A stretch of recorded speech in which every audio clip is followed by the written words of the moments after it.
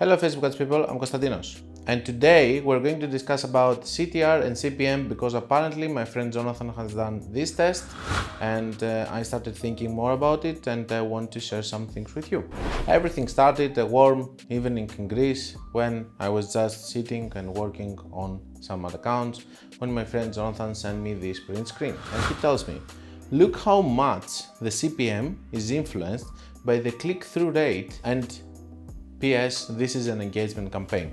So I started thinking and I said, maybe what I'm saying all of these years that we're transitioning into a platform because of the presets that we have right now on Facebook and with the soaps inside and the data and everything, we're transitioning with Advantage Plus also in a period that we're going to care more about the creatives. And if the creative and the percentage of the people that are clicking, it's influencing the CPMs at the end of the day, then that means that we are transitioning to a period that we will care only about the creatives and nothing else. But I started thinking and I said, this is an engagement campaign. I had the perception that the more a campaign actually optimizes, the more it tries to find people that are going to buy. So the CPMs are going to become higher. Even if you have very good click-through rate, the CPMs are going to become higher because after some point it's trying to find more and more relevant people and it's not like a massive thing like at the start. And then I started looking some of the other accounts and I started comparing what is happening with the CTR and the CPM and what kind of ROAS am I getting. And this is what we're going to do today. We're going to watch together these ad accounts. We're going to analyze the CPMs, the CTRs and the ROAS, of course, and see what is important to look the CTR, to look the CPM, to look the ROAS. Does it matter to look all of them together or separate or whatever? Let's go on my PC and let me show you.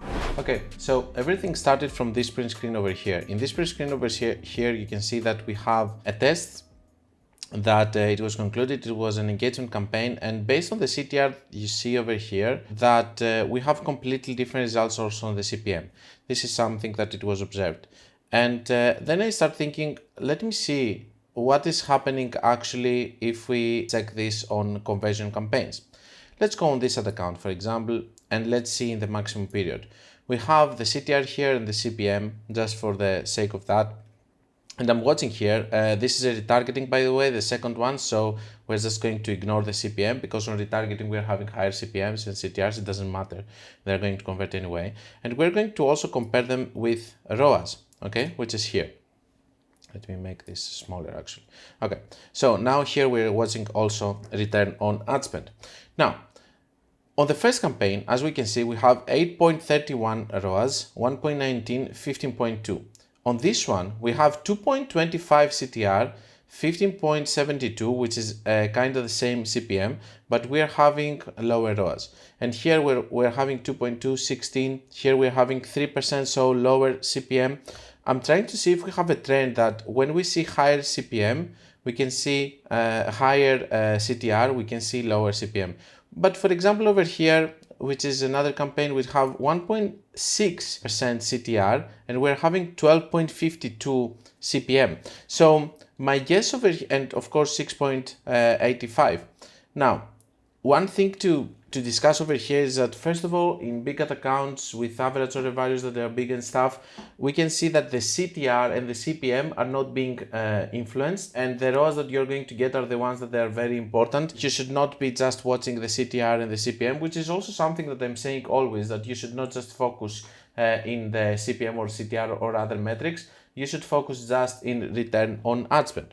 So now let's go in another account which is smaller in terms of return on ad spend. So we know that we don't have such good and big fluctuations between the average order value of each order. If we see over here, we can see, for example, that in the last 7 days we have 16K spent 2.54. And let's see here the CTRs in order to understand if they are influencing the CPMs. So over here we can see that the CPM is 3.24, 5.91 with 0.88, 1.24 it's on 5. So this is increased, it's not doing better. This one, for example, this one is a boost post. This one is a cost cap, so it's not influencing. This one is retargeting, so we don't care about it. As I told you, retargeting is different. So we can see that in this case, it's not influencing so much the results that we're going to get in terms of ROAS, in terms of CPM, in terms of CTR. Why am I showing you all of this? Because we understand some things from the engagement campaigns or from other campaigns, but these things are not the same when we go to the conversion campaigns. This is also one of the reasons that we don't trust so much engagement campaigns like we used to do in the past in order to define if one creative is good or bad, because maybe it's going to be good on engagement, but when you put it on a conversion campaign and you ask it to convert, maybe it's going to be a completely different case. Every campaign is different and you need to use it in a different way. If you want engagement, okay, this is going to define you the creative that is the best for engagement. But if you want sales, the conversion campaign is going to show you which creative is the one that's going to give you sales. And over here we can see that the CTR, the CPM, there are just some good metrics to watch, but they're not going to influence the return on ad spend that you have. Because over here, for example, we have 5 CPM and we have 2.45, or here 4.4 CPM and we have 2.83, and 2.85 with 3.24. Okay, which is kind of the same ROAS, but even with lower CPM. And over here, for example, our CPM on 2.83 is 0.8, and here we have 1%. So we cannot just say that CPMs and CTRs are the ones that are going to influence our ROAS. But now if we talk also about the correlation between CTR and CPM, I don't find any correlation that whenever it's higher CTR, this is always going to be higher CPM. So for me, based on the trigger that I had from this print screen, after analyzing accounts and of course from what I presented you here, and I gave you one ad account with higher average order value and one ad account with smaller average order value, so that we are not going to have fluctuations. I'm talking about the ROAS in that case.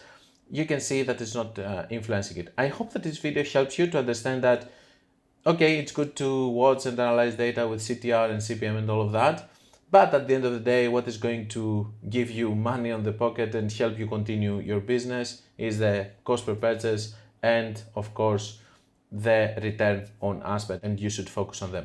So, first of all, whatever you see in an engagement campaign, it doesn't mean that it's going to be the same on a conversion campaign. And we don't care so much about engagement campaigns. We care more about conversion campaigns, because are the ones that they're going to give us profits and they're going to help us continue running ads. That's all I had for you. I hope you enjoyed the video with the different accounts, and let me know about your opinion about it and your personal experience. And if you want to learn more, you can check my book, my free course, or my paid course, or my website. And until we meet again, guys, be creative and be consistent.